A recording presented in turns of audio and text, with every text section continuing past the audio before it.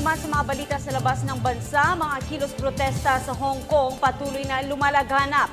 At US President Barack Obama inamin na labis na minaliit ng Amerika ang kakayahan ng Islamic State rebels. Itong mga globalita ni Edwin Eusebio.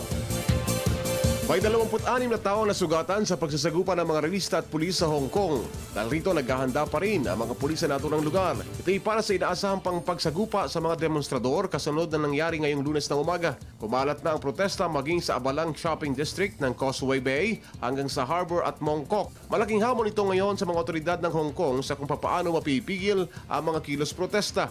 Libo-libong taong patuloy na nagdedemonstrasyon sa palibot ng Hong Kong Government Building at binabaliwala ang mga babala na maaaring gamitan na sila ng mga rubber bullets ng mga pulis. Ang mga demonstrador sa Hong Kong ay bahagi ng Mass Civil Disobedience Movement na nananawagan para sa konting panghihimasok lamang ng Beijing sa Hong Kong na dating British colony na ngayon ay autonomous region na ng People's Republic of China.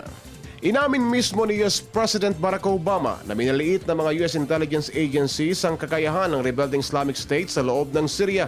Ito ang dahilan kaya't nagawang maging baluarte ng mga rebelde ang nasabing bansa para sa kanilang pandaigdigang pag-asik ng terorismo. Sinisiri ni Obama ang sitwasyon sa Iraq sa dating Prime Minister nito na si Nouri al-Maliki na nagbaliwala umano sa oportunidad para papag-isahin ng mga Iraqis. Tahas ang sinabi ni Obama na may kinatigan si Maliki sa naglalabang Sunnis at Kurds sa halip na magtatag ng isang unity government. Nito lamang linggo, pinangunahan ng US ang airstrike sa 3 oil refineries malapit sa hangganan ng Syria at Turkey. Bahagi pa rin ito ng opensiba laban sa Islamic State militants.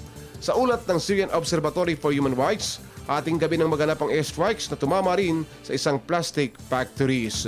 Para sa Telebisyon ng Bayan, Edwin Eusebio.